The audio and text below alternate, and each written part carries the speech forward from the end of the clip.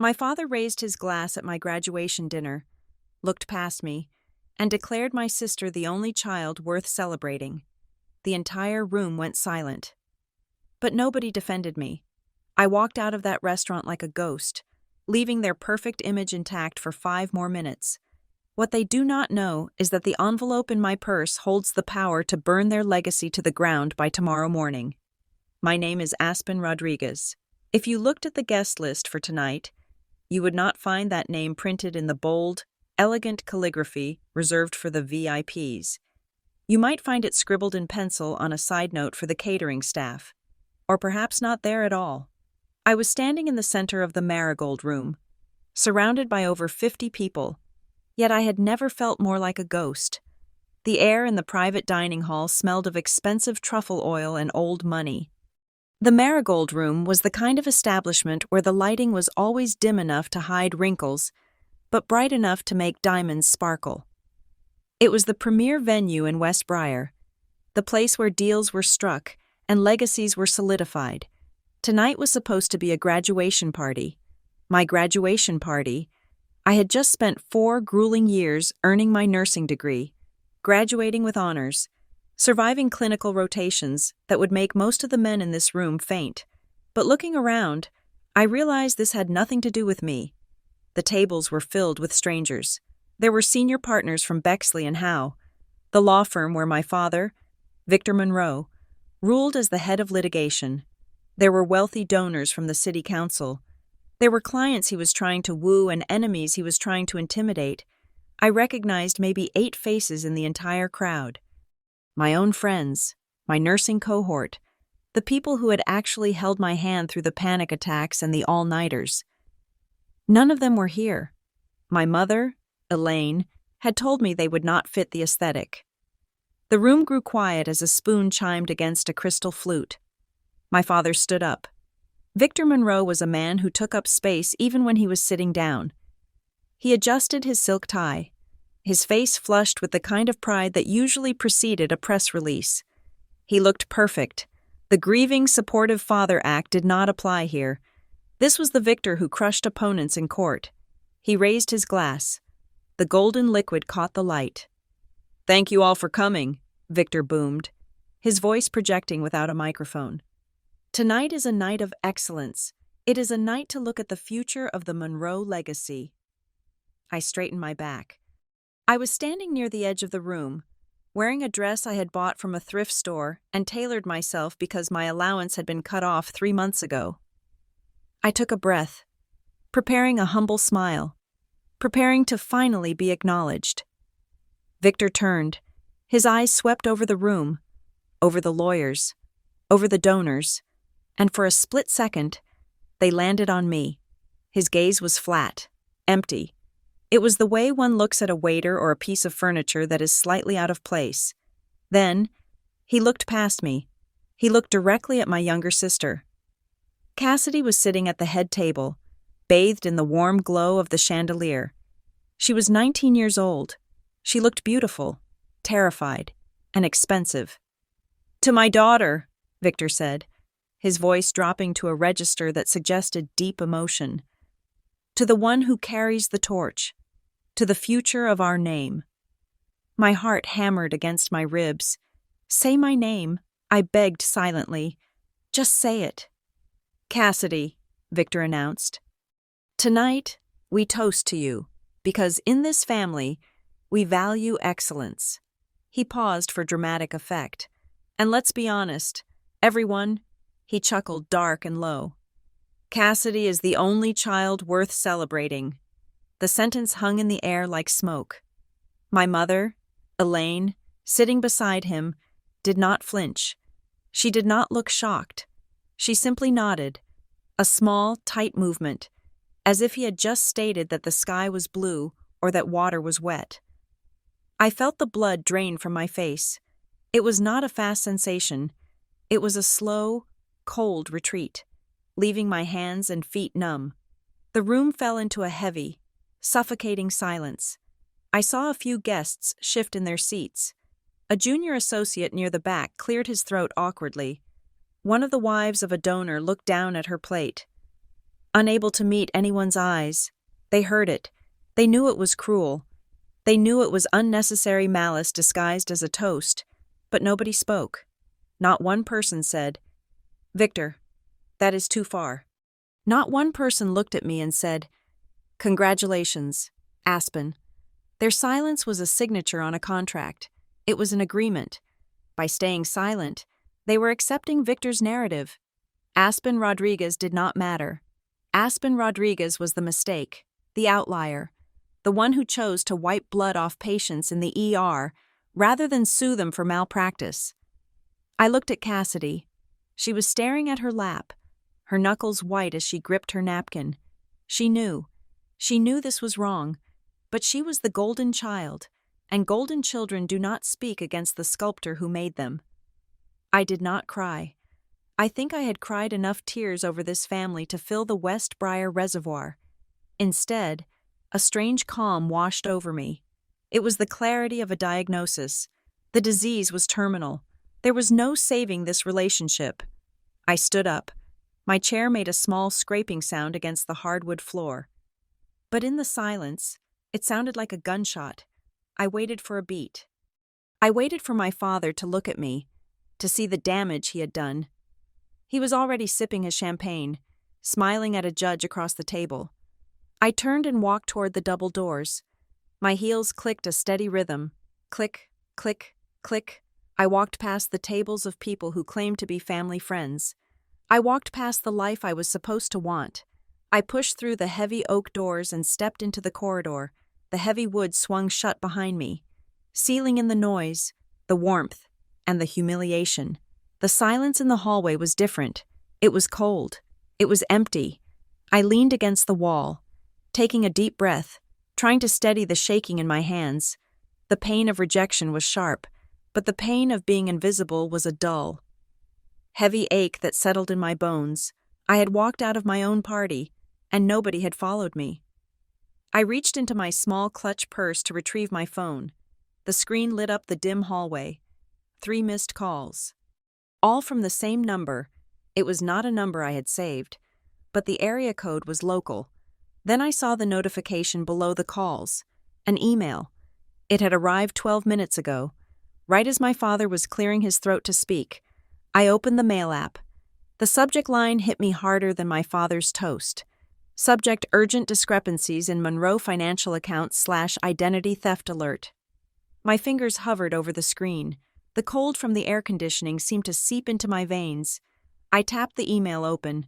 I read the first 3 lines, and the world seemed to tilt on its axis. It wasn't just a notification. It was a smoking gun. I locked my phone and shoved it back into my purse. My hand brushed against something else inside. A thick, manila envelope. I turned back toward the dining room. Through the decorative glass panel in the door, I could see them. The party had resumed. The awkwardness had evaporated as quickly as the champagne bubbles. My father was laughing now, a booming, confident laugh, his hand resting possessively on Cassidy's shoulder. Cassidy was smiling, but it looked painted on. She was the star of the show, placed exactly where the director wanted her. They looked like the perfect American family, successful, happy, untouchable. They had no idea that the girl standing in the hallway, the girl they had just erased from their narrative, was holding the eraser. I watched my father accept a handshake from a man I knew was a rival attorney. Victor looked invincible. He thought he had won. He thought that by cutting me down, he had pruned the family tree to perfection. I felt a smile tug at the corner of my mouth. It was not a happy smile. It was the smile of a surgeon who had just found the tumor and knew exactly where to cut. "Okay," I whispered to the empty corridor. My voice did not shake. "If you want a show, I will give you one." I gripped my purse tighter. The envelope inside crinkled. It was not a thank you card. It was not a graduation gift. It was a demolition order. I turned my back on the Marigold room and walked toward the exit. The night was young, and I had work to do. To understand why the silence in that dining room felt so heavy, you have to understand the weight of the name Monroe. In West Briar, being a Monroe is not just about sharing DNA, It is a job description. My father, Victor, does not just work as a litigator, he is the head of the litigation group at Bexley and Howe, a firm that charges more for a consultation than most families in this city spend on rent in a year. My mother, Elaine, treats our family image like a museum exhibit. Every hair must be in place, every public appearance curated, and every achievement polished until it gleams under the social spotlight. Growing up, the house felt less like a home and more like a training ground. This was especially true for Cassidy. My sister was not raised. She was constructed. From the time she was 12, her life was a series of strategic moves on a chessboard she did not even know she was playing. She had tutors for the law school admission test before she even had a driver's license. She was enrolled in the debate club, the student council, and the junior rotary, not because she enjoyed them, but because they looked good on a transcript. My mother would spend hours arranging Cassidy for photos, tilting her chin just so, making sure the lighting was perfect before posting the image with a caption about excellence and legacy. Cassidy was the project. She was the vessel for their vanity. I was the glitch in the system. I realized I did not belong in their world when I was 16. We were at a charity gala, one of those events where the centerpieces cost $2,000. An older man at the next table collapsed. While my parents froze, worried about the optics of a medical emergency interrupting their conversation, I watched a waiter drop his tray and start chest compressions. I saw the focus in his eyes. I saw the difference between looking important and actually being important in that chaos, while my father checked his watch and my mother sipped her wine. I realized I wanted to be the person with their hands on the chest, not the person worrying about the timeline. When I told them I wanted to study nursing, my father looked at me as if I had announced I wanted to join a circus. "Nursing is a service job, Aspen," he had said, his voice dripping with that specific brand of elitist disappointment he usually saved for opposing counsel. "We hire nurses. We do not become them. Monroes are leaders, not the help." That was the line in the sand. From that moment on, I became the invisible child. They did not forbid me from going, but they made it clear that if I chose the path of a servant, I would have to live like one. They cut my allowance. They stopped inviting me to the high-profile dinners. While Cassidy was driven to her prep courses in a Mercedes, I was taking the bus to the community college for my prerequisites before transferring to the university. My life became a blur of gray scrubs and cheap coffee. I did not have the luxury of debating ethics in a classroom. I was learning them on the floor of the emergency room at 2 a.m. I worked night shifts as a tech to pay my tuition. My alarm went off at 4:30 in the morning every single day. I lived on instant noodles and stale bagels from the hospital cafeteria because spending $15 on a salad felt like a crime against my bank account. I walked until the soles of my shoes wore thin, feeling the cold pavement through the rubber, because I could not justify buying a new pair when textbooks cost $300 each. Every time I called home, I tried to bridge the gap. I wanted them to be proud. I wanted to tell them about the first time I started an IV line on a dehydrated toddler, or the time I caught a medication error that could have killed a patient. "That is nice, dear," my mother would say, her voice distant, as if she were reading a magazine while holding the phone. "Oh, did you hear Cassidy got a 98 on her mock trial? We are looking at Yale for her. Maybe Stanford. Your father is calling in a favor with the dean." The conversation always pivoted. My life was a footnote. Cassidy's life was the headline. I stopped telling them about my grades. I graduated at the top of my clinical rotation. I received 3 letters of recommendation from the toughest attending physicians at the hospital, doctors who famously made interns cry. I won the award for clinical excellence in my final semester. No one from my family came to the ceremony. My mother said it was too short notice. Even though I had sent the date 4 months in advance, my father said he had a deposition, but there was one person who did not treat me like a ghost. Nadine Monroe. My Aunt Nadine was the only other name forbidden at the Monroe dinner table. To my father, she was the stain on the family history. She was his younger sister, the one who had walked away from the law firm dynasty to become a trauma nurse in Chicago 30 years ago. My father called her a failure. He called her unrefined. To me, she was the only reason I did not quit. Nadine called me every Sunday evening at 7 o'clock sharp. She did not care about my father's new car or my mother's society luncheons. She never lectured me about my career path. She knew the smell of bleach and sickness. She knew the ache in your lower back after a 12-hour shift on concrete floors. "Who did you save today?" she would ask. That was always her opening question. It was not about how much money I made. It was not about what title was printed on my badge. It was about the work. I helped stabilize a heart attack patient in Bay 4. I would tell her, sitting on the floor of my tiny apartment, picking at a loose thread on my rug. "Good," she would reply, her voice warm and rasping from years of smoking before she quit. "That matters. Aspen, never let Victor make you think it does not matter. He pushes paper.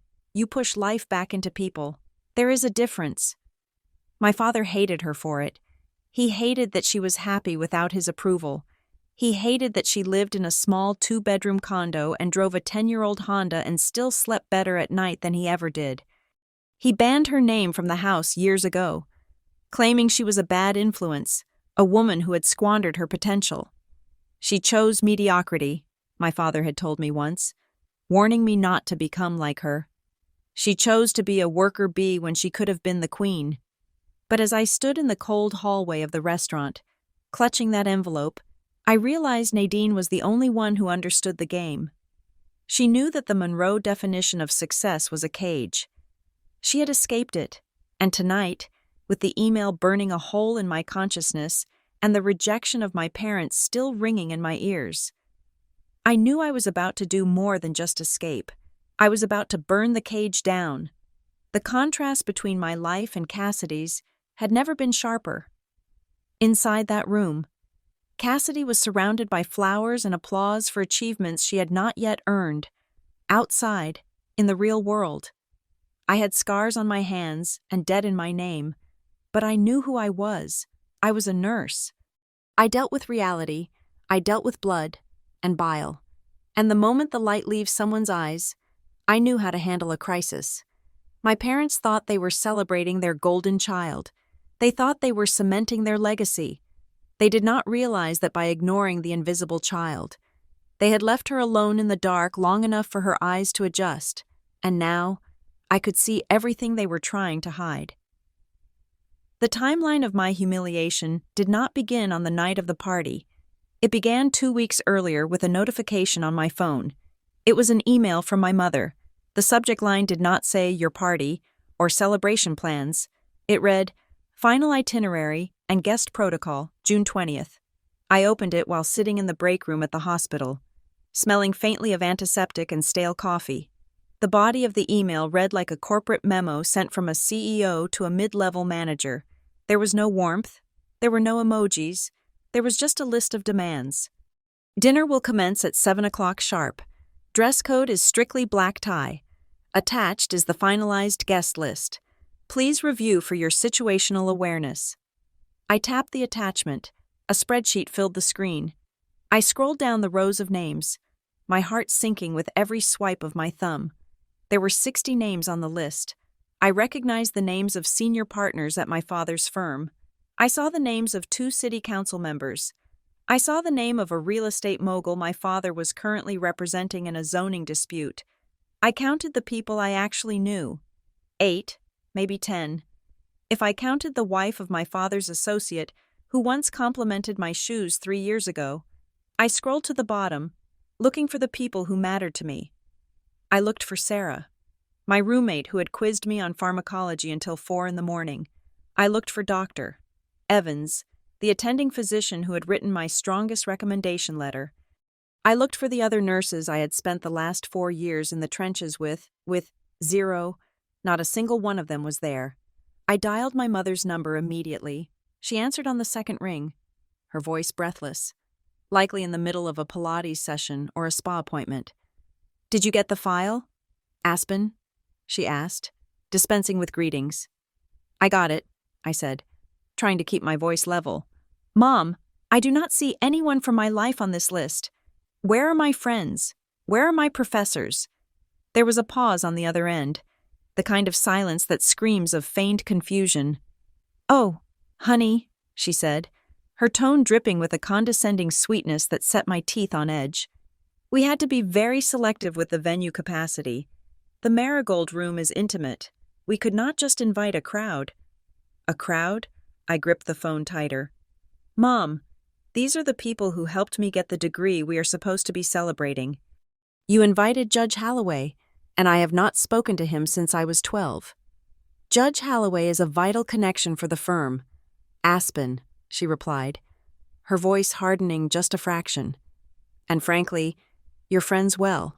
They simply would not fit the atmosphere. We are cultivating a specific environment. A gathering of medical students and shift workers would disrupt the flow. It is about the caliber of the room. The caliber of the room. That was the phrase that made me hang up before I said something I would regret. To her, my friends were clutter. They were background noise that would ruin the aesthetic of her perfect Monroe tableau. 2 days later, the physical invitation arrived in the mail at my apartment. It was printed on thick, cream-colored cardstock with gold-embossed lettering. It was heavy, expensive, and beautiful. It read, "Join us in celebrating the Monroe legacy." I stared at the card. I flipped it over. I read it again. My name was not on it. The word graduation was not on it. It did not say Aspen Rodriguez's nursing degree. It said the Monroe legacy. I was not the guest of honor. I was the excuse. I drove to my parents' house that evening. I did not call ahead. I needed to see them. I needed to understand if they were truly this oblivious or if this was a calculated erasure. The house was quiet when I arrived. It was a sprawling estate with manicured hedges and a driveway that cost more than my entire education. I found my father in his study. The room smelled of leather and expensive scotch. He was sitting behind his massive mahogany desk, reviewing a stack of case files. He did not look up when I walked in. "I am busy, Aspen," he said, his pen scratching against the paper. I walked up to the desk and placed the invitation down on top of his file. The gold letters caught the light of the desk lamp. "What is this?" I asked. Victor Monroe finally stopped writing. He looked at the card, then up at me. His expression was bored. "It is an invitation," he said slowly. "I assumed you could read." "It does not have my name on it," I said, my voice trembling slightly. "It does not mention my degree. It says we are celebrating the legacy. I am the one graduating. Dad, this is supposed to be my party." He leaned back in his leather chair, removing his reading glasses. He looked at me with the same expression he wore when a witness gave a disappointing answer. "Aspen, you are looking at this too narrowly," he said. "This dinner is an opportunity. It is a Monroe event. We are gathering the most influential people in West Briar in one room. Do you have any idea how much that costs? Do you think we do that just so you can eat cake with a few nurses?" "I think," I said, feeling the heat rise in my cheeks, "that if you call it a graduation party, you should actually celebrate the graduate." He sighed, rubbing his temples as if I were a headache he could not shake. "We are celebrating the family success," he said. "And actually, since you are here, I should let you know the schedule for the evening so you are not surprised. We are going to use the toast to announce Cassidy's acceptance into Kingsbridge School of Law." The air left my lungs. Kingsbridge was one of the most prestigious law schools in the country. It was the school my father had attended. It was the holy grail of the Monroe family dream. "You are doing what?" I whispered. "We received the news yesterday," he said, a rare smile touching his lips, a smile of genuine pride that he had never directed at me. "It is a monumental achievement. It secures the next generation of the firm. It is only right that we share the news with our partners while they are all present." "But that is my night," I said. It sounded childish even to my own ears, but I could not stop the words. "You are turning my graduation party into Cassidy's acceptance party." "Do not be dramatic," he snapped, his smile vanishing. "Cassidy's future is the future of this family. Your nursing job is admirable. Fine. But let us be realistic. It does not carry the same weight. This is about the bigger picture.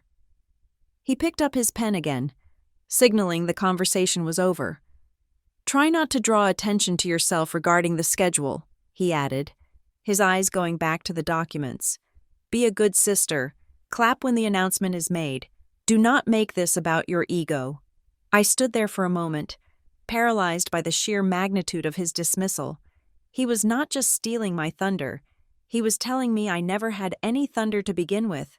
I was just the warm-up act for Cassidy's main event. Okay, I said quietly. He did not respond. I turned and walked out of the study. My hands were shaking.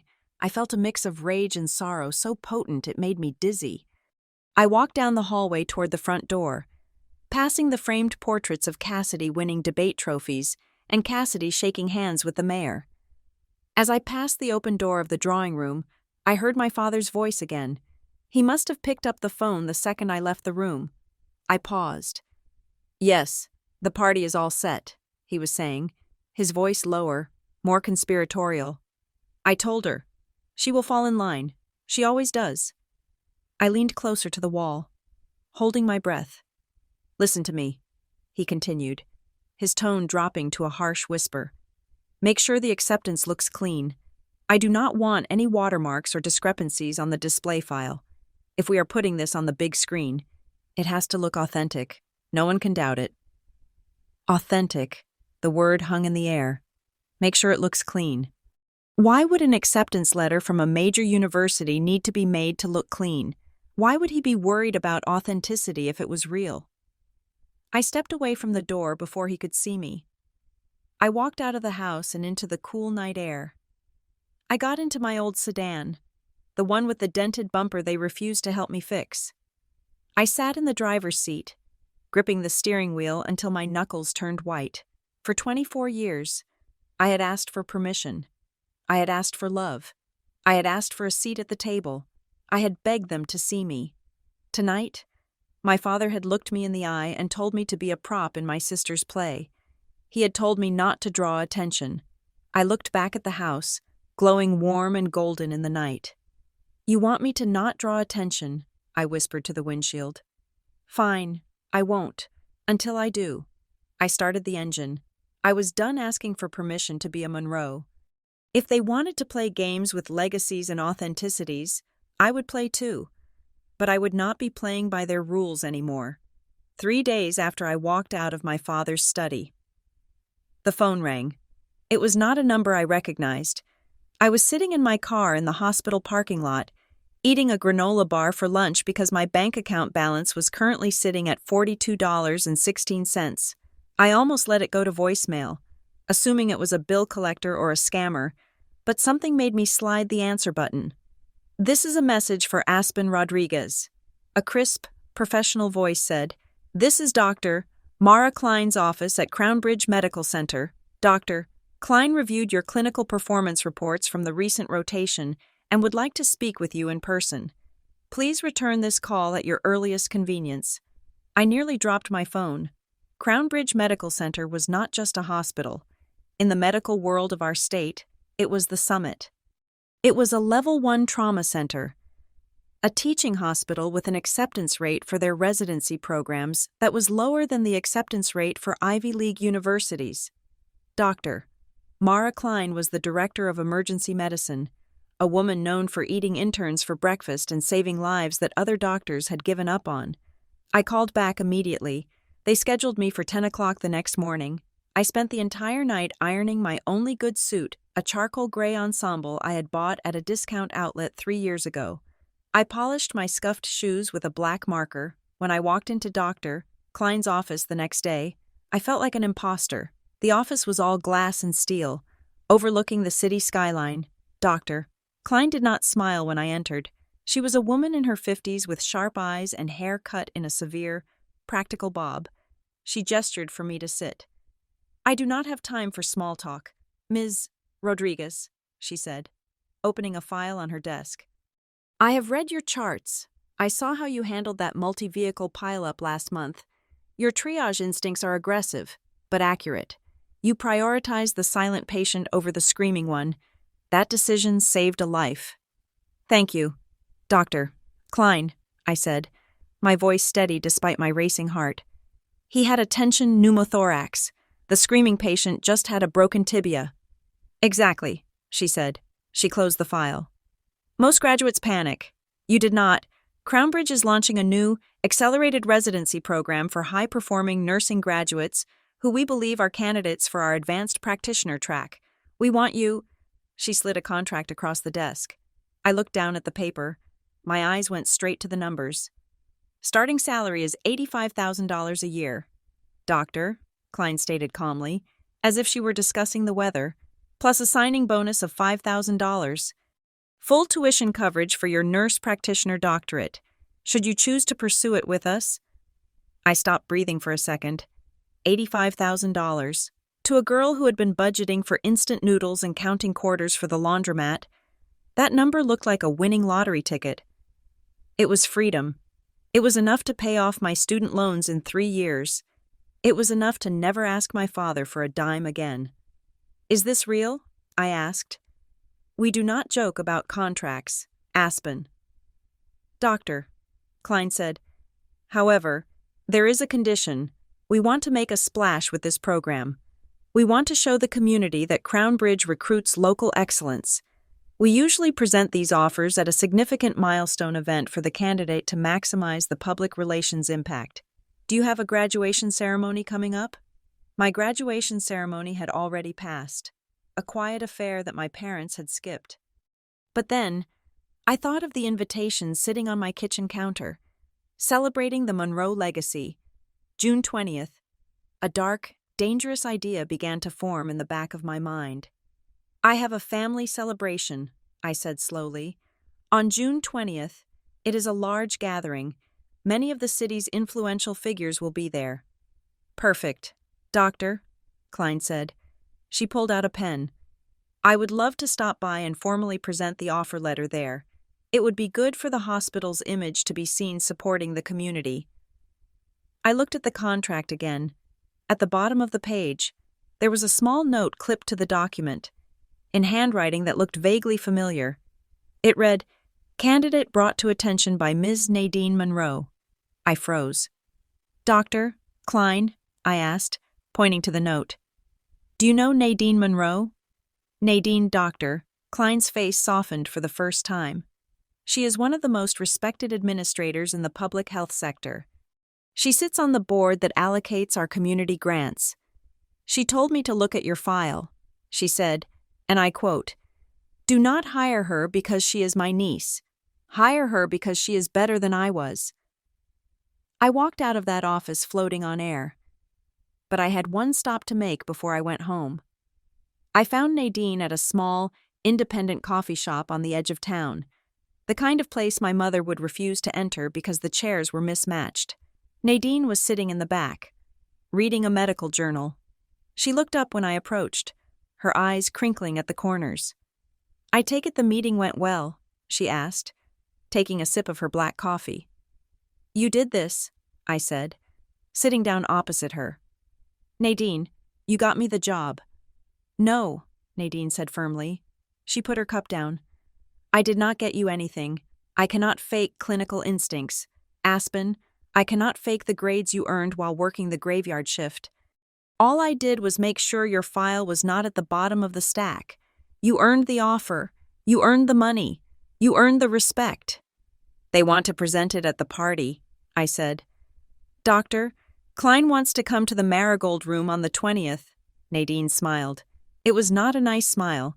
It was the smile of a wolf who sees the gate to the sheep pen left open. "Of course she does," Nadine said. "And let me guess, Victor and Elaine have no idea." "They think the night is about Cassidy," I said. "Dad is planning to announce her acceptance to Kingsbridge Law. He told me to keep my head down. He said I shouldn't draw attention." "Kingsbridge," Nadine raised an eyebrow. "That is interesting. I heard from a friend in admissions that their waitlist letters went out last week. Acceptance packets do not go out until July." I remembered the phone call I had overheard. "Make sure the acceptance looks clean." "He is faking it," I whispered. He is going to announce a lie. Nadine leaned forward. This family has survived on lies for 30 years. Aspen. They thrive on the image.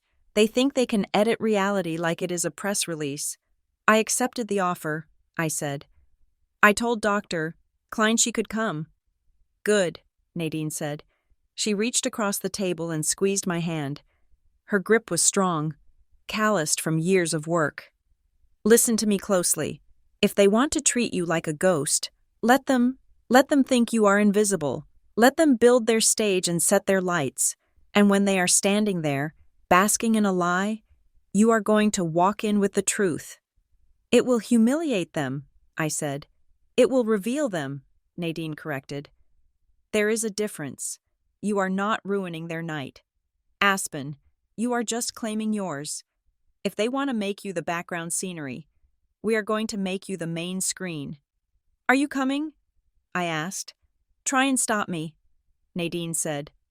I would not miss the moment the Monroe House of Cards meets a gust of wind for anything in the world. I drove home with the windows down. For the first time in my life, I did not feel small. I did not feel like the spare part. I had a contract worth $85,000. I had a career waiting for me, and I had a secret. My father wanted a show. He wanted a display of the Monroe legacy. I gripped the steering wheel, a fierce joy burning in my chest. I was going to give him exactly what he asked for. I was going to show everyone exactly what a Monroe woman was capable of when she stopped asking for permission to exist. The stage was set. The players were in position, and for the first time, I held the script. I approached the days leading up to the 20th of June, not like a daughter preparing for a party, but like a trauma nurse preparing for a mass casualty event. In the emergency room, you do not hope for the best. You prepare for the absolute worst scenario, and you check your resources, you count your gauze, you check the oxygen flow, you know exactly where the exits are. My father thought he was the only one with a strategy. He thought he was the director of this show, but he forgot that I had spent 4 years learning how to manage chaos while standing in blood. The first step was securing the logistics. I knew that if I simply stood up to speak, someone would cut me off. My father would make a joke, or my mother would signal the band to play louder. I needed control of the room, physically and technically. I made a call to Marcus, a guy I had known since high school, who was now an assistant manager at the Marigold Room. We had not spoken in years, but I had stitched up his hand once after a bar fight when we were 19 without reporting it to his parents. He owed me one. I need to know the AV setup, I told him over the phone, and I need to know the schedule. Marcus hesitated, the sound of clattering dishes in the background. Aspen, your dad has a really tight run of show. He has the microphone locked down at the head table. I know, I said, keeping my voice calm. I just want to do a surprise toast for Cassidy. You know how shy she is. I want to make sure the volume is right so she does not get startled.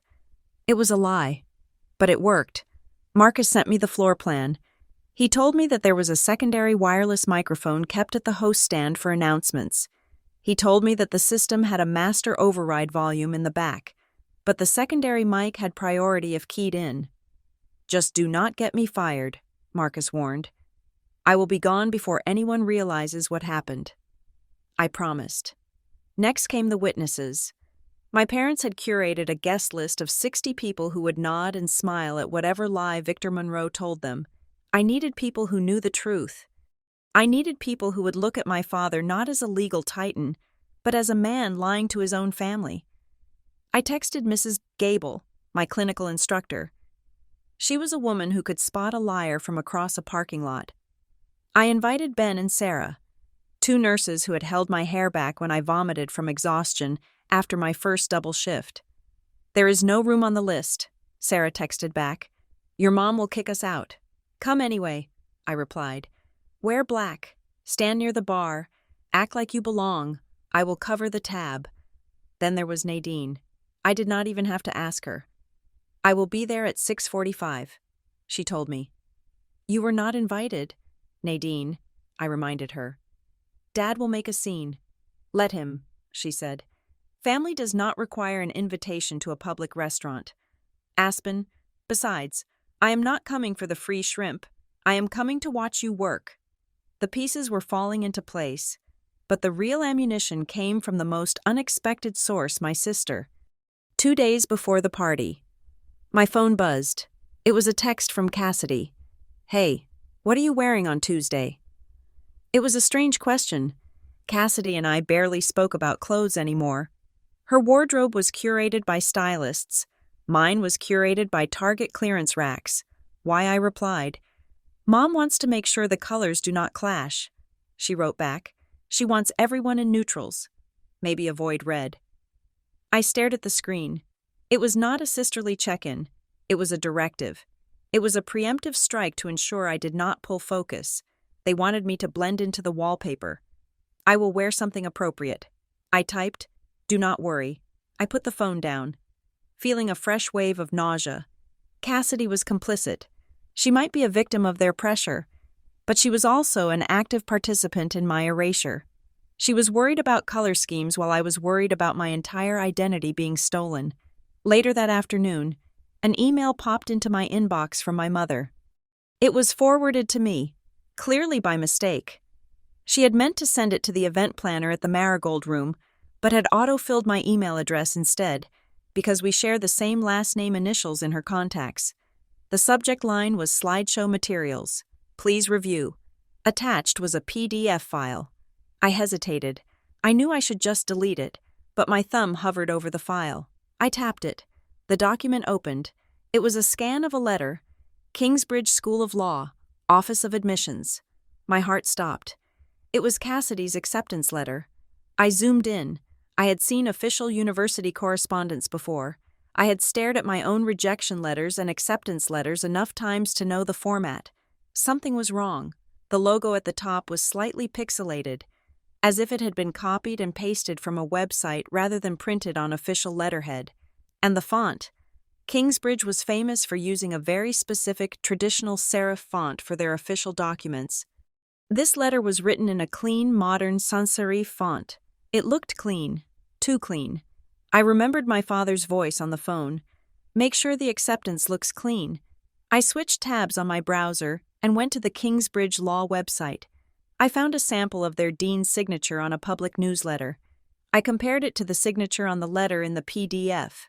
They were different. The signature on Cassidy's letter was a stamp, a generic, digital stamp that did not match the current dean's handwriting. I sat back in my chair, the room spinning slightly. It was fake. Cassidy had not gotten into Kingsbridge. My father had forged an acceptance letter to display on a projector screen in front of 50 of the most powerful people in the city. If this was true, then the dinner wasn't just an insult to me. It was a fraud. It was a massive, dangerous lie constructed to save face. If anyone found out, my father's reputation would be destroyed. A lawyer forging documents. That was career suicide. I saved the file to my hard drive. I saved it to my phone. I emailed a copy to a secure cloud account.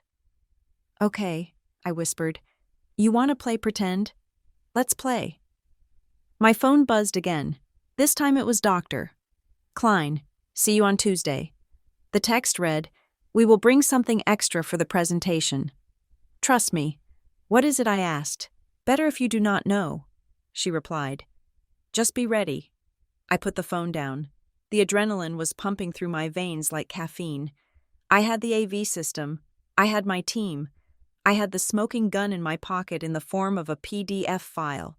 I could have called my parents right then. I could have screamed at them. I could have sent the file to the whole family and exposed the lie before the appetizers were even served. But that would be too easy. That would be messy. In surgery, you do not just hack away at the problem. You expose the field. You let the damage reveal itself fully so you can see exactly what needs to be removed. I decided to wait.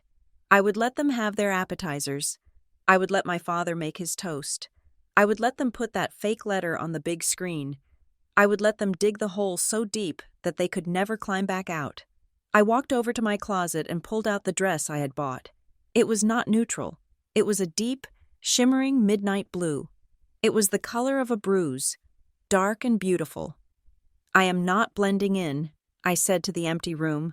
The plan was set. The fuse was lit. All I had to do was walk into the marigold room and strike the match. The air inside the marigold room was conditioned to a crisp, dry 68 degrees, but the atmosphere felt heavy enough to choke on. It smelled of beeswax candles, expensive perfume, and the kind of heavy red wine that stains your teeth and your judgment. I walked through the double mahogany doors, my heels sinking slightly into the plush carpet. The room had been transformed. It did not look like a restaurant anymore. It looked like a shrine. There were white orchids on every surface, their stems bent into unnatural, perfect arcs. The tablecloths were so white they almost hurt my eyes under the golden glow of the chandeliers. Crystal glasses sparkled like diamonds at every setting, waiting to be filled with vintage champagne that probably cost more per bottle than I made in a week of night shifts. Waiters moved through the crowd like ghosts, dressed in crisp black vests, their hands clasped behind their backs when they were not pouring. I felt a strange kinship with them. We were the only ones in the room who knew what it felt like to be invisible while standing in plain sight. My father, Victor Monroe, was stationed at the entrance, acting as the gatekeeper to his own kingdom. He looked immaculate in a tuxedo that fit him like a second skin. He was shaking hands with Mr. Henderson, the senior partner at his firm, gripping the man's hand with both of his own, beaming with a warmth I had never seen directed at me. "Victor, good to see you, Mr. Henderson said, his voice booming. "And this must be the guest of honor." My father turned, but not toward me. I was standing 3 feet away, smoothing the fabric of my midnight blue dress, waiting for a nod, a smile, an acknowledgement. Instead, he reached out and pulled Cassidy forward. "This is Cassidy," Victor said, his voice swelling with pride. "Our future star. She is the one carrying the Monroe torch forward." Cassidy stepped into the light. She was wearing a pale champagne gown that shimmered when she moved. It was elegant, tasteful, and undoubtedly cost thousands of dollars. Her hair was swept up in a chignon that defied gravity. She smiled, the practiced, polite smile she had been perfecting since she was 5 years old. "Charmed, Mr. Henderson," she said softly. Mr. Henderson beamed at her. "A pleasure. We expect great things from you, young lady. Great things." I stood there, frozen. I was the one who had just passed the nursing boards. I was the one who had just secured a residency at a level 1 trauma center, but in this doorway, I was nothing more than traffic flow.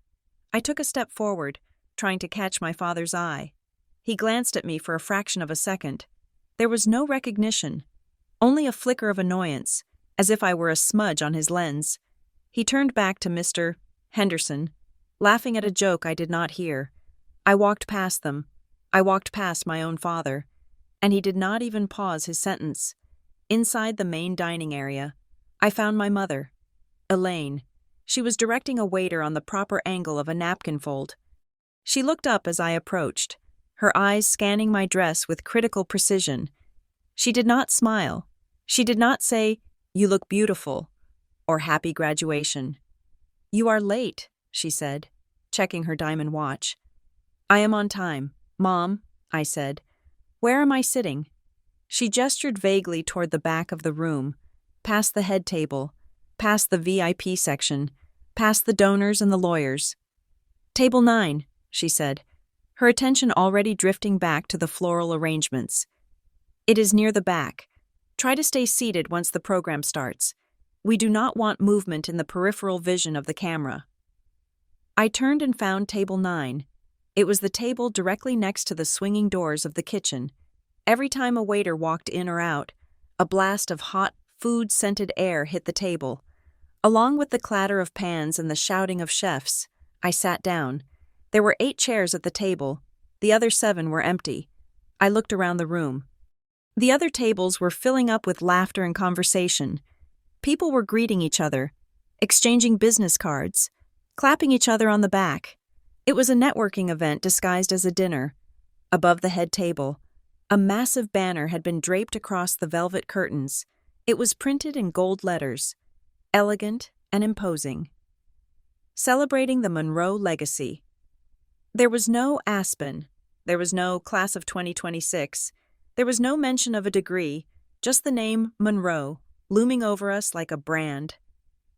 I poured myself a glass of water, my hand shaking slightly. I took a sip, trying to wash down the lump in my throat. I looked over at the head table. Cassidy was being seated now, flanked by my parents on one side and the city councilman on the other. She looked like a princess in a tower. She caught my eye across the room. For a second, her mask slipped. She looked terrified. She looked at me, then at the empty chairs around me, and a flash of guilt crossed her face. She knew this was wrong. She knew she was sitting on a throne built on my erasure, but she did not stand up. She did not wave. She looked down at her plate and adjusted her fork. Turning away from me, the room buzzed with the hum of 50 conversations. I strained my ears, hoping to hear someone, anyone, mention my name. "So, how is the merger going?" a man at the next table asked. "Kingsbridge is a fantastic school," a woman at table 4 was saying loudly. "My son went there. It sets you up for life." "Have you seen Victor's numbers this quarter? Impressive," not a single person asked. "Where is the nursing graduate?" Not a single person asked. What is Aspen going to do next?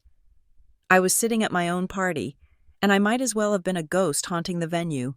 Then, the doors at the front of the room opened again. The chatter did not stop immediately, but a ripple of silence started at the entrance and worked its way inward. People turned their heads. My father, who was still standing near the front, stopped mid-laugh. Nadine Monroe walked in. She was not wearing a gown. She was not wearing sequins or silk. She was wearing a sharp, charcoal gray suit with a white silk shirt underneath. It was simple, professional, and completely out of place in the sea of tuxedos and ball gowns. She carried herself not with the stiff posture of the socialites, but with the grounded, solid walk of a woman who has stood on her feet for 12 hours straight saving lives. She did not wait to be greeted. She walked straight into the room. My father stepped in front of her, his smile vanishing instantly. His face went rigid. "Nadine," he said, his voice low but audible in the sudden quiet. "You were not invited." The room went deadly silent. Guests exchanged glances. This was the drama they pretended to hate, but secretly lived for. The black sheep had arrived. Nadine stopped. She looked at her brother with a calm that was almost terrifying. She did not look embarrassed. She looked bored. "I did not know I needed an invitation to buy a drink at a public establishment.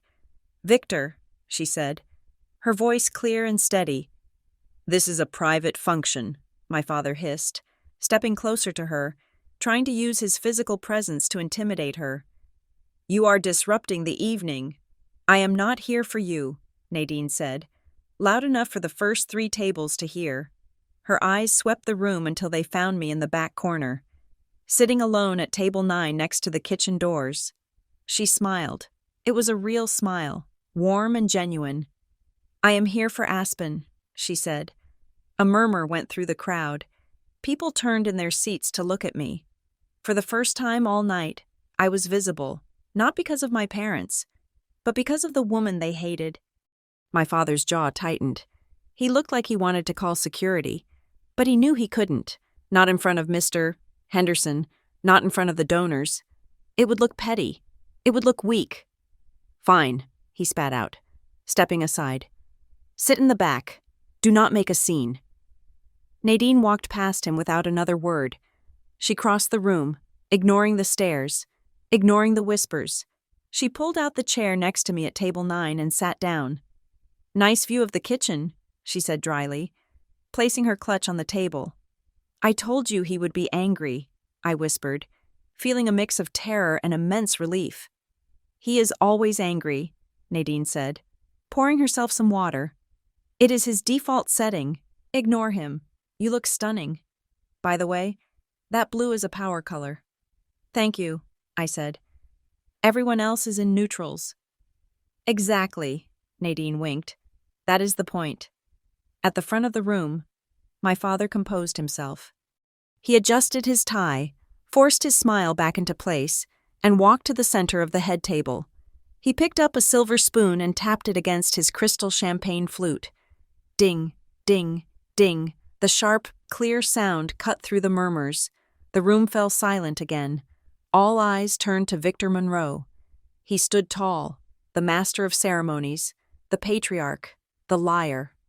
"Ladies and gentlemen," he began, his voice smooth as velvet, "if I could have your attention, please."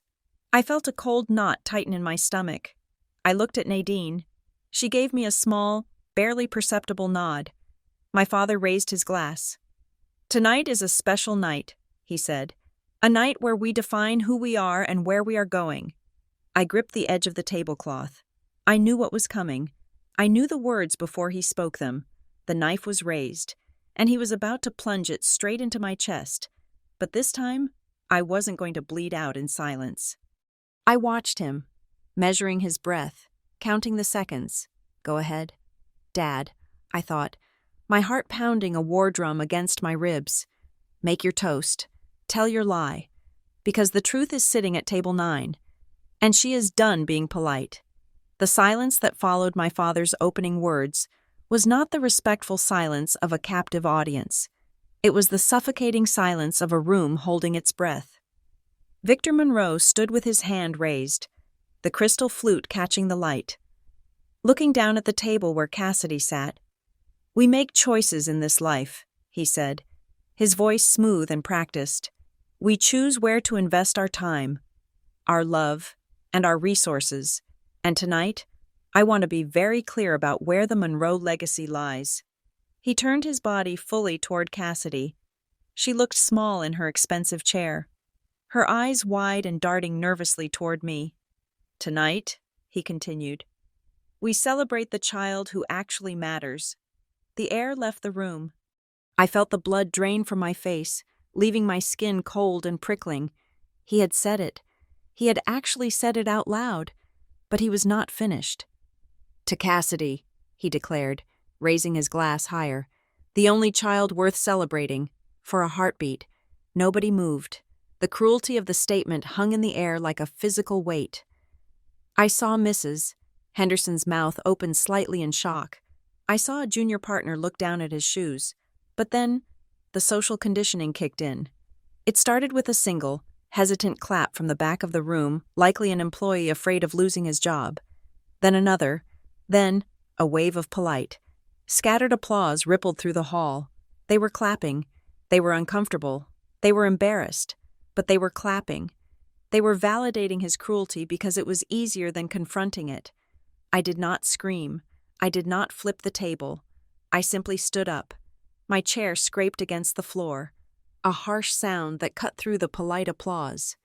My father glanced at me, his eyes cold and dismissive, before turning his back to toast his friends. He did not care if I stayed or left. To him, I was already gone. I walked to the double doors. My legs felt heavy, as if I were wading through water.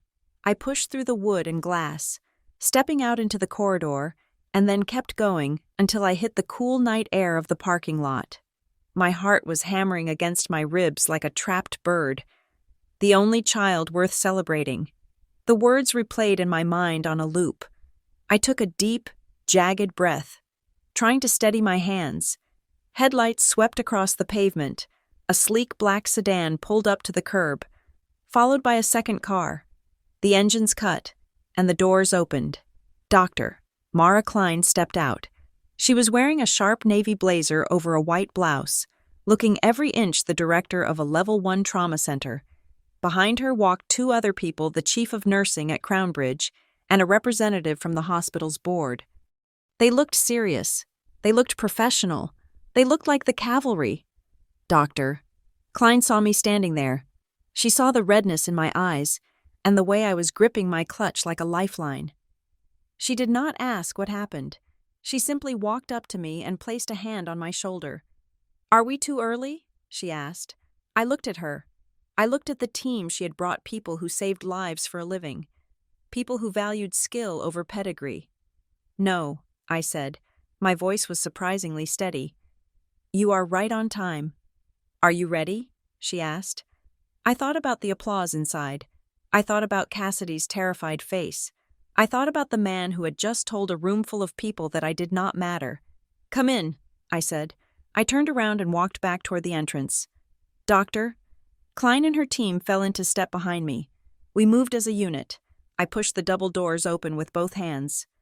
The sound of the party spilled out clinking glasses, low laughter, the murmur of networking. I walked straight down the center aisle. I did not walk like a daughter sneaking back into a room she had been kicked out of. I walked like I owned the building. The sound in the room died away. It started at the tables near the door and spread forward like a wave. People stopped eating. People stopped talking. My father was still standing at the head table. Accepting congratulations from a city councilman, he sensed the shift in the room and turned around. His eyes widened when he saw me. Then, they moved to Dr. Klein. He recognized her. Everyone in Westbriar recognized Dr. Mara Klein. She was a local celebrity in the medical world, a woman whose name appeared in the paper every time there was a major medical breakthrough. "What is this?" my father asked, his voice losing its smooth polish. "Aspen, what are you doing?" I did not answer. I did not have to. Nadine stood up from table 9. She moved fast. Before my father could react, she walked to the small podium near the side of the room where the secondary microphone was set up. She keyed it on. A sharp feedback whine cut through the air, silencing the last few whispers. "Excuse me?" Nadine said. Her voice boomed through the speakers, louder and clearer than my father's had been. "I think there has been a mistake in the programming." My father took a step forward, his face turning a dangerous shade of red. "Nadine, sit down. Security." "No," Nadine said. She looked directly at him, then at the room. "You said this night was about celebrating excellence. Victor, you said it was about the future. So let us talk about the future." She pointed to me. "This is Aspen's night." "Doctor." Klein stepped forward. She did not need a microphone. She had the kind of voice that commanded trauma bays and lecture halls. "Good evening, Doctor," Klein said. "I am Dr. Mara Klein, Director of Emergency Medicine at Crownbridge Medical Center. I apologize for the interruption, Mr. Monroe, but my team and I are on a tight schedule, and we refuse to let this occasion pass without proper recognition." The room was dead silent. My father looked paralyzed, caught between his desire to throw us out and his fear of offending a powerful figure like Dr. Klein. "Aspen Rodriguez, Doctor," Klein announced, looking at the guests. "Graduated at the top 1% of her clinical cohort. She is the only candidate this year to receive a unanimous recommendation from the review board." A murmur went through the room. Top 1%, unanimous. "We are here, Doctor," Klein continued, pulling a blue folder from her bag, "to formally present her with an offer for our accelerated emergency medicine residency, which includes a starting contract of $85,000 a year and full tuition coverage for her doctorate." The number hung in the air. 85,000. I saw the guests exchanging looks. This was not a service job. This was a career. This was prestige. This was money. She earned this. "Doctor," Klein said, handing me the folder. "Not because of her last name, but because she is exceptional." For the first time that night, the eyes in the room were looking at me with something other than pity or indifference. They were looking at me with respect. I saw Mr. Henderson nod slowly. I saw the city councilman lean forward, intrigued. My father saw it too. He saw the control slipping away. He saw his narrative, the one where I was the failure and Cassidy was the star, crumbling in real time. He panicked. "That is very nice," my father stammered, his smile returning, but it was brittle now, like cracked glass. "We are happy for Aspen's little job, but let us not lose focus on the main event." He snapped his fingers at the AV technician in the corner. "Project the letter," he barked. "Now, show them the Kingsbridge acceptance." He was trying to bury me. He was trying to suffocate my moment under the weight of the Monroe brand. If he could put the Kingsbridge logo on the screen, he thought he could remind everyone that law was superior to medicine, that he was still the king. The motorized screen descended from the ceiling behind the head table. The projector hummed to life. A massive image filled the wall. It was the PDF I had seen on my computer, the letter from Kingsbridge School of Law. "There," my father shouted, pointing at the screen, desperation leaking into his voice. "This is what we celebrate. A Monroe at Kingsbridge. The legacy continues." The room looked at the screen. The logo was huge. The text was crisp. "Dear Ms. Monroe, we are pleased to inform you." It was impressive. It was the silencer he needed. But then, from a table near the front, a voice spoke up. It was quiet, but in the silence, it carried, "Wait a minute." It was Mr. Sterling, a senior partner at a rival law firm. He was squinting at the screen, his glasses perched on the end of his nose. "Victor, Mr." Sterling said, not maliciously, but with genuine confusion. "Why does that letterhead look off?" My father froze. "What?" "The seal, Mr." Sterling said, pointing a finger at the giant projection. "Kingsbridge changed their official seal 3 months ago. They added the laurel wreath to the bottom. That letter has the old seal." The room turned to look at Mr. Sterling, then back at the screen. "And the font," another voice chimed in. It was a younger associate. "Kingsbridge uses Garamond for all acceptance packets. That looks like Arial." My father's face went from red to a ghostly pale. He turned to look at the screen, then at Cassidy. Cassidy was shaking. She was not looking at the screen. She was looking at her lap, tears streaming down her face. Inside the Marigold room, the air had shifted from celebratory to conspiratorial. The projector screen had been hurriedly retracted, buzzing loudly as it rolled back into the ceiling. But the image of that flawed acceptance letter was burned into everyone's retinas. My father was frantically speaking to Mr. Sterling near the head table, his hands moving in jerky, agitated gestures. My mother was smiling so hard, her face looked like it might crack, trying to distract the city councilman with a story about summering in the Hamptons. But the guests were not looking at them anymore. They were looking at me. I stood near the exit, the blue folder, Dr. Klein had given me pressed against my chest like a shield. I wasn't just the girl in the thrift store dress anymore. I was the girl with the contract. I was the girl who had been vetted by the most serious institution in the city. While my family was the one scrambling to explain a font discrepancy, Mr. Henderson, the senior partner who had been so dismissive of me at the door, walked over. He didn't look through me this time. He stopped right in front of me, ignoring my father who was trying to wave him over. "Ms. Rodriguez," he said, his voice grave. That was quite an endorsement from Dr. Klein. Crownbridge does not hand out offers like that lightly. "No, sir," I said, keeping my chin up. "They do not." He reached into his tuxedo jacket and pulled out a heavy, cream-colored business card. "If you ever decide that medicine is too messy and you want to pivot to medical malpractice consulting, give me a call.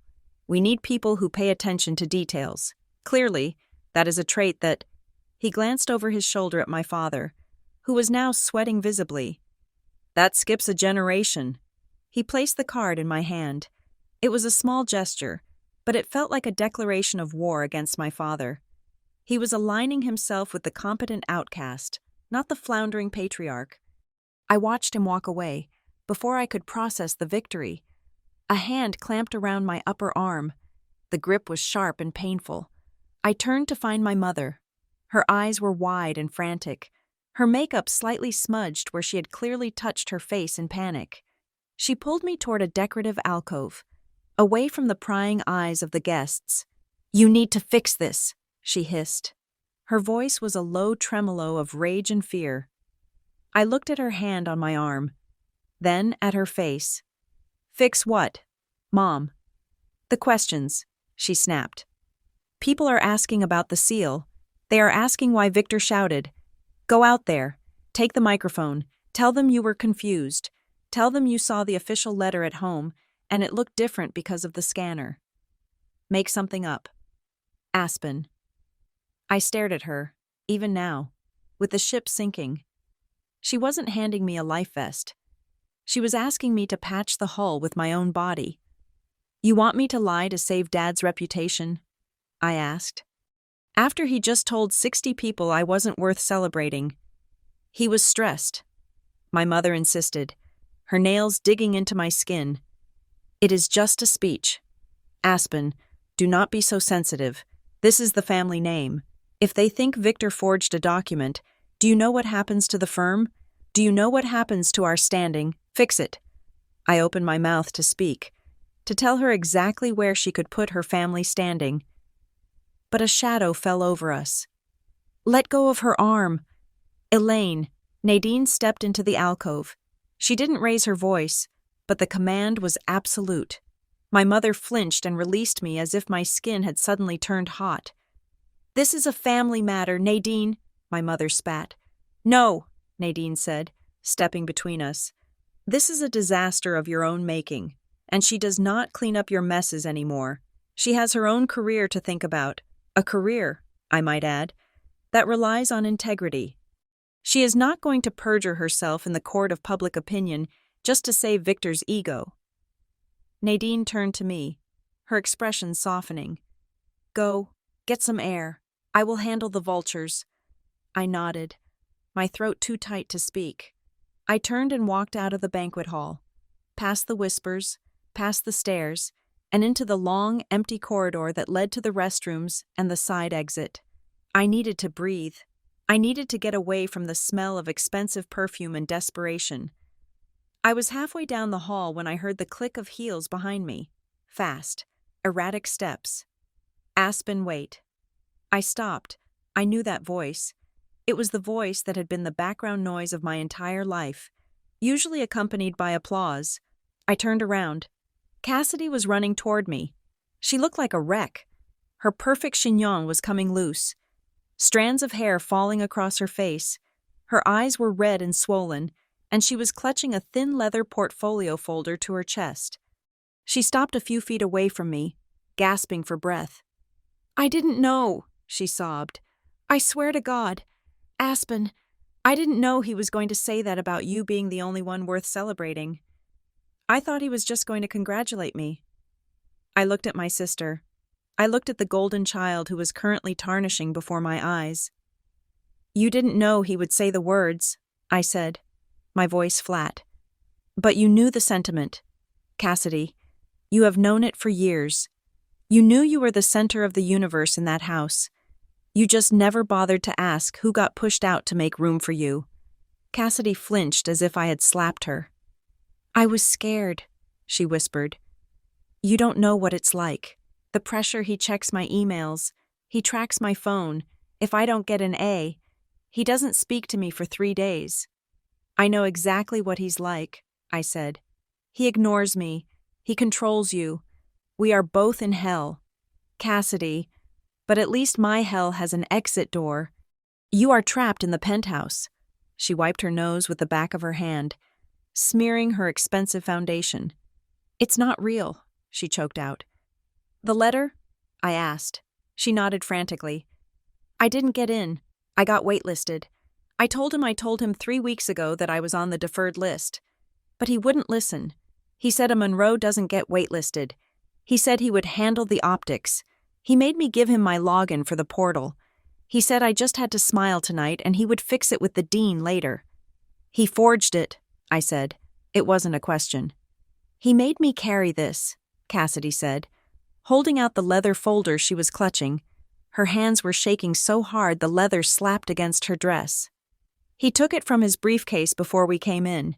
He said, if anyone asks for specifics, or if a partner wants to see the curriculum details, show them the papers in here. It will shut them up. I looked at the folder. It was a standard-issue leather portfolio from Bexley & Howe, embossed with the firm's logo. I haven't opened it, Cassidy whispered. I was too scared. I thought if I opened it and saw the fake letter, it would make it real. I don't want to be a fraud. Aspen, I just want to go to art school. I looked at her face, really looked at her for the first time in years. I saw the terror. I saw the exhaustion. I saw a 19-year-old girl who was being cannibalized by her father's ambition. "Give it to me," I said. She handed me the folder. It felt heavy in my hands. "If you are telling me the truth," I said, meeting her eyes, "then we are both victims of the same man. He used me as a stepping stool, and he is using you as a trophy."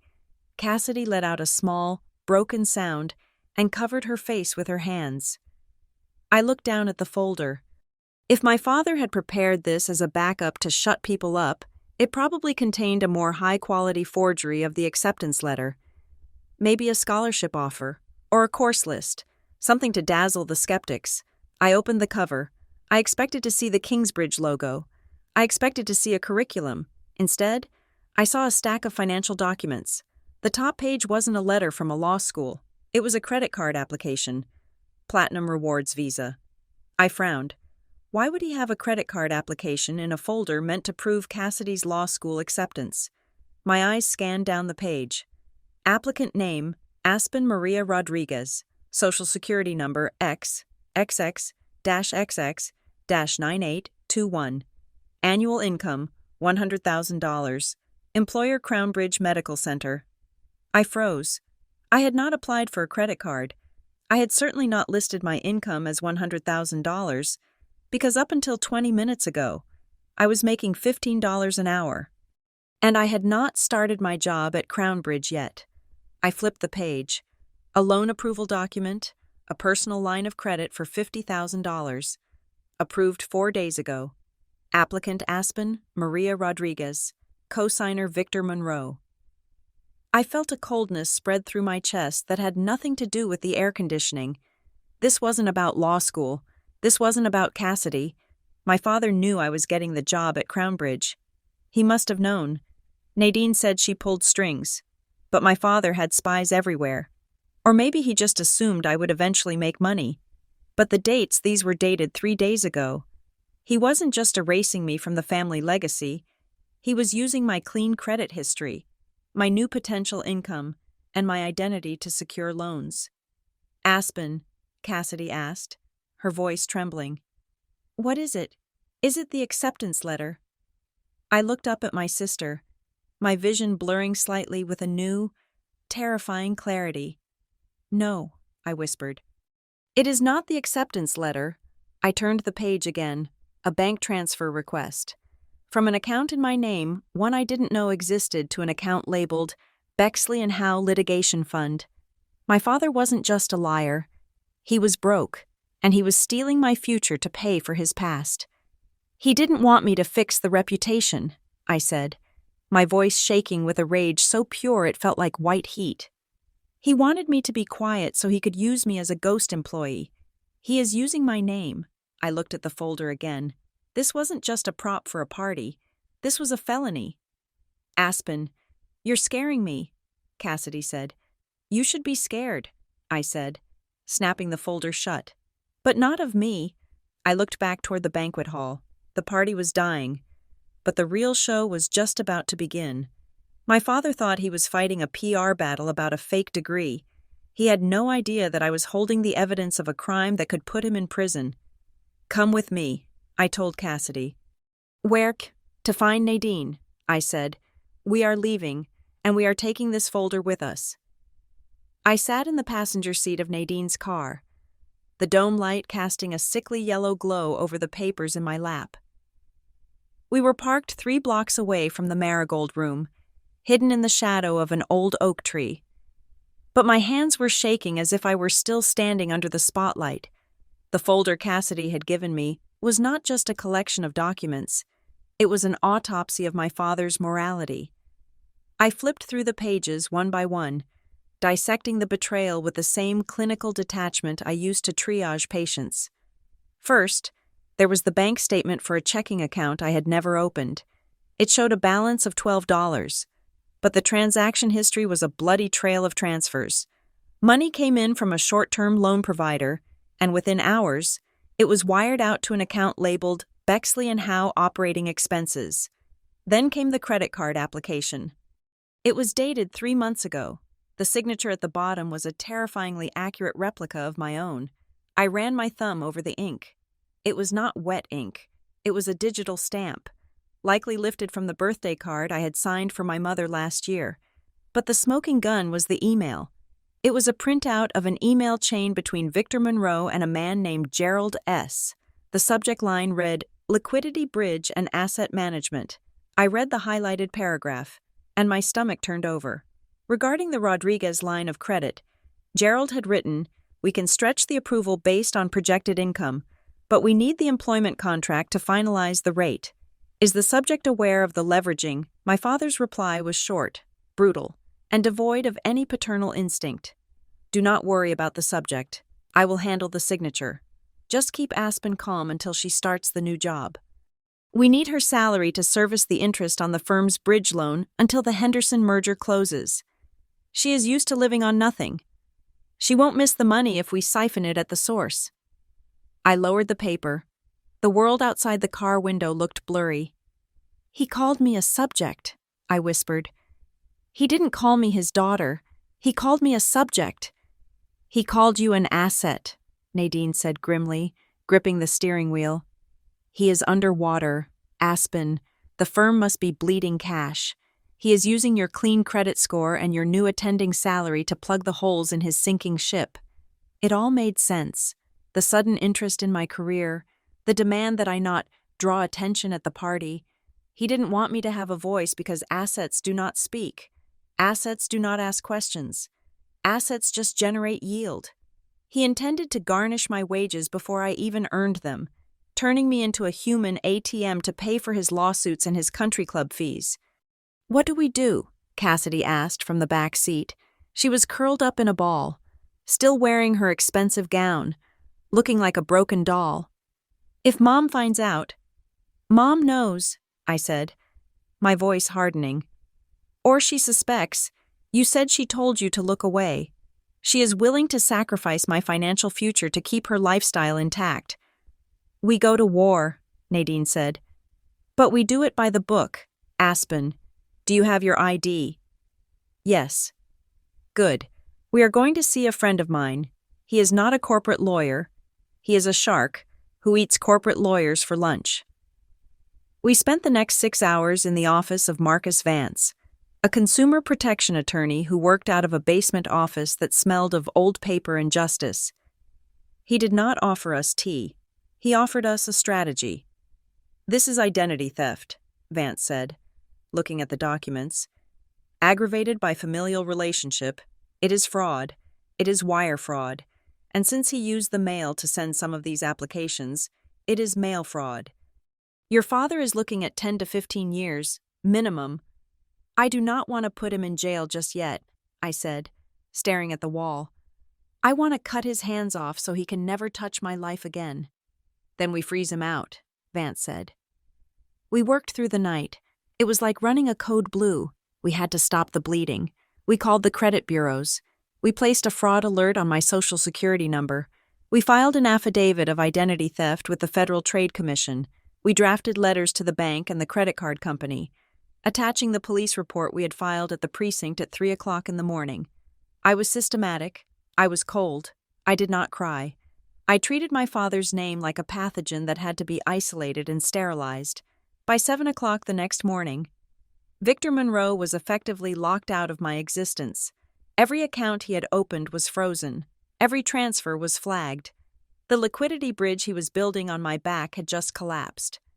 My phone rang at 8:15. The screen said Dad. I looked at Nadine. She nodded. I picked up. "Hello?" "Aspen. Honey," my father's voice came through the speaker. It was the sweet, reasonable voice he used when he wanted a favor. "Where did you go last night? We were all so worried. Your mother is sick with worry. We need to talk about this misunderstanding." "There is no misunderstanding," I said, putting the phone on speaker so Vance and Nadine could hear. "I know about the loans, Dad." There was a silence on the other end, a long, heavy silence. When he spoke again, the sweetness was gone. It was replaced by the low, menacing growl of a cornered animal. "You have no idea what you are doing," he said. "I did that for the family. For you. I was managing your finances to help build a trust for your future." "You were paying off your debts with my name," I said. "I saw the emails to Gerald. I saw the transfer to the firm's operating account. Do not lie to me." "Aspen," he snapped. "You are ungrateful. I gave you everything. I put a roof over your head. If you report this, if you make a move against me, you will destroy this family. Do not ruin this family. Aspen." I felt a laugh bubble up in my throat. It was a dry, sharp sound. "I didn't ruin it," I said. "You ruined it the moment you needed me to be small so you could feel big. You ruined it when you decided I was worth more as a credit score than as a daughter. I will sue you," he threatened. "I will bury you in legal fees. You will never work in this town again." "No," I said calmly. "You won't, because I have the folder. Dad, and I have Cassidy." I heard his breath hitch. He didn't know I had Cassidy. "I want a meeting," I said. "Today, 10 o'clock, at the offices of Vance and Associates on 3rd Street. Bring Mom. If you do not show up, or if you try to leave town," I hand the folder to the district attorney. "Aspen, please." He tried to pivot again, desperation creeping in. "We can handle this at home. Just come to the house. 10 o'clock, I said. "Do not be late." I hung up. I looked at Cassidy. She was pale, but she nodded. She was ready. "He thinks he can talk his way out of this," Nadine said. Lighting a cigarette she wasn't supposed to smoke inside. "He thinks he is walking into a negotiation." "He is," I said, standing up and smoothing down the wrinkles in my dress. "But he doesn't realize he has no leverage left." We arrived at the office an hour early. I sat at the head of the long conference table. Nadine sat on my right. Cassidy sat on my left. We were a tribunal of the women he had discarded, underestimated, and used, at 10 o'clock sharp. The door opened. Victor Monroe walked in. He was wearing his best suit, his hair perfectly coiffed. He walked with the confident stride of a man who had won 1,000 cases. He was smiling. It was the smile of a predator who believes the prey has made a mistake by stepping into the open. My mother walked in behind him, looking nervous, clutching her purse. "Aspen," my father said, opening his arms as if to hug me. "I am glad you came to your senses. We can put this ugly business behind us and structure a repayment plan that works for everyone." He thought he was still in control. He thought I was the same girl who had begged for a seat at his table. He thought he could dazzle me with legal jargon and empty promises. I did not stand up. I did not smile back. I looked at him, and for the first time in my life, I saw him not as a giant, but as a small, desperate man standing in a room full of people who knew exactly who he was. "Sit down, Victor," I said. His smile faltered. "Not today," I thought to myself as he pulled out his chair. "You do not get to win today." My father sat down, but he did not lean back. He placed his hands on the mahogany table, clasping them together in a gesture of forced patience. He looked at Mr. Vance, our consumer protection attorney, with a sneer of professional discourtesy, then turned his gaze to me. "This is ridiculous, Aspen," Victor said, his voice dropping an octave to sound reasonable. "We are sitting in a stranger's office, threatening litigation over a family misunderstanding. I was simply moving assets around to ensure liquidity during a volatile market. It is standard practice." "It is not standard practice to forge your daughter's signature on a $50,000 loan application," Vance said, his voice dry and sharp. "That is called a felony. Mr. Monroe?" My mother, Elaine, let out a sharp gasp. She wasn't looking at the documents spread across the table. She was looking at the door, as if terrified that one of her garden club friends might walk in and witness this scene. "Keep your voice down," she hissed at the lawyer. Then she turned to me, her eyes wet with angry tears. "Aspen, look at what you are doing. You are dragging our name through the mud. Do you have any idea how embarrassing this is? We gave you a party, we gave you a life, And this is how you repay us, by hiring a lawyer to attack your own father. I want an apology, my father added, latching onto her narrative. I want you to drop this nonsense, apologize to your mother for the stress you have caused, and hand over that folder. Then, maybe, we can talk about how you can contribute to the family debts you seem so eager to expose. I looked at them. For years. Their disapproval had been my gravity. It had held me down, crushed me, and defined my world. But looking at them now, two desperate people trying to gaslight their way out of a crime, I felt weightless. I did not scream. I did not cry. I simply reached into the folder and slid 3 pieces of paper across the table. Item 1, I said, my voice steady. The credit card application dated March 3rd. You used a digital stamp of my signature. My father waved a hand dismissively. I was authorized to act as your agent. Item 2, I interrupted, sliding the second sheet. The loan approval for $50,000, co-signed by you, with me listed as the primary borrower. I was never informed. It was for your future. Item 3, I said, slamming the final paper down. It was the email printout. An email from you to your fixer, Gerald. Just keep Aspen calm until she starts the new job. We need her salary to service the interest. The room went silent. My father stared at the email. He read the words he had written, the words that reduced his daughter to a financial instrument. His face turned a mottled shade of red. That was taken out of context, he stammered. It was a strategy discussion. It was a confession, I said. You were planning to bleed me dry. You were going to take my $85,000 salary and pour it into your failing firm, leaving me with the tax liability and the debt, cornered. My father did what he always did. He looked for a shield. He turned to Cassidy. Cassidy was sitting next to me, her hands gripping the edge of the table so hard her knuckles were white. She had not said a word since we entered the room. Cassidy, my father commanded, his voice booming. Tell them. Tell your sister she is being hysterical. Tell them how much we do for you girls. Tell them about Kingsbridge. He was banking on the old dynamic. He was banking on Cassidy's fear. He thought that if he snapped his fingers, the golden child would dance. Cassidy looked at him, then she looked at me.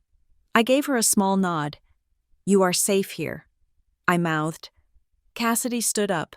Her legs were shaking, but she stood. No, she said. My father blinked. Excuse me. I said no, Cassidy said, her voice gaining strength. I am not going to lie for you anymore, Dad. Cassidy, sit down, my mother warned, her voice trembling. I didn't get into Kingsbridge, Cassidy said, turning to look at the lawyer, then back at our parents. I got waitlisted. Dad made me give him my login. He forged the acceptance letter. He set up the projector. He made me wear that dress.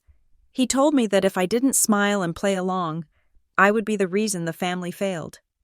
You ungrateful little... My father started to rise. Sit down, Vance barked. Cassidy didn't flinch. I am 19 years old, she said, tears finally spilling over, and I have spent my entire life being terrified of you. You don't love us. You love the idea of us. You love the billboard version of the Monroe family. But the real version is Aspen working night shifts to pay for shoes, and me having panic attacks in the bathroom because I got a B-. My mother burst into tears, but she wasn't crying for us. Oh, the shame, she wailed, burying her face in her hands. If people find out, if the Hendersons find out, we will be ruined. We will be social pariahs. Nadine, who had been watching the scene with icy detachment, finally spoke. That is the problem. Elaine, Nadine said, her voice cutting through my mother's sobbing. Your daughters are sitting here describing abuse and fraud, and you are worried about the seating chart at the next gala. You are not a mother. You are a PR manager. Marcus Vance cleared his throat. He opened a thick file folder on his desk. Here is the situation. Mr. Monroe, Vance said, we have enough evidence here to indict you for identity theft, wire fraud, and credit card fraud. I have already drafted the complaint for the district attorney. My father paled. You wouldn't? I would, Vance said. However, my client, your daughter, has offered you a mercy you do not deserve. He slid a settlement agreement across the table. Option A, Vance continued. You leave this room, and we file the police report. You will likely lose your license to practice law, and you will spend the next decade in federal prison. My father stared at the file. Option B, Vance said. You sign this. It acts as a confession of judgment. You agree to immediately repay the $50,000 loan from your own assets. You agree to close every account opened in Aspen's name. You agree to a permanent cease and desist. You will never use her name, social security number, or likeness again. And, I added, leaning forward, you will issue a public apology. A public apology, my father scoffed. To whom? To both of us, I said, pointing to Cassidy. You will tell the partners that there was an administrative error regarding Cassidy's acceptance. You will take the heat. You will tell them she is taking a gap year to pursue art. You will clear her name so she doesn't start her adult life as a fraud. I can't do that, my father hissed. It will humiliate me. Better humiliated than incarcerated, Vance said, uncapping a pen. My father looked at the pen. He looked at my mother, who was uselessly sobbing. He looked at Cassidy, who was standing tall for the first time in her life, and finally, he looked at me. He tried one last manipulation. He tried to soften his face, to summon the fatherly persona he used for commercials. Aspen, he said softly, after all I have done for you, I raised you. I fed you. I am your father. Doesn't that mean anything? I looked at him, and I felt absolutely nothing. The anger was gone. The hurt was gone. There was only clarity. You don't get credit for the things you used as leverage, Dad, I said. Feeding your children isn't a favor. It is the bare minimum. You don't get a medal for doing the job you signed up for, especially when you tried to invoice me for it later. I pointed to the paper. Sign it. He stared at me for a long moment, searching for a crack in my armor. He found none. With a growl of frustration, he snatched the pen. He scribbled his signature on the confession, tearing the paper slightly with the force of his hand. He threw the pen down. There, he spat. Are you happy you have destroyed this family? No, I said, picking up the document and handing it to Vance for safekeeping. I just stopped you from selling it. My father stood up. He adjusted his suit jacket, trying to regain some shred of dignity. He looked at me with pure venom. You will regret this, he said. One day, you will need me, and I won't be there. You will regret cutting me out. I met his gaze, and I smiled. It wasn't a mean smile. It was a smile of pure relief. I regret waiting, I said. I regret that it took me 24 years to realize that I am better off without you. I turned to Cassidy. Let's go. I am coming with you, Cassidy said, grabbing her purse. I am not going back to that house. You can stay with me, Nadine said, putting an arm around Cassidy's shoulders. I have a guest room. It is small, but it is quiet. My mother looked up, her mascara running down her cheeks. Cassidy, you are leaving me with her. Goodbye, Mom, Cassidy said. Good luck with the Hendersons. We walked out of the office. We left them there, two people in a fancy room with nothing but their pride and their debts. We stepped out onto the sidewalk. The sun was shining. The air smelled of exhaust and city dust, but to me, it smelled like oxygen. I looked at Nadine, lighting a cigarette and grinning. I looked at Cassidy, who was taking deep breaths, looking terrified but free.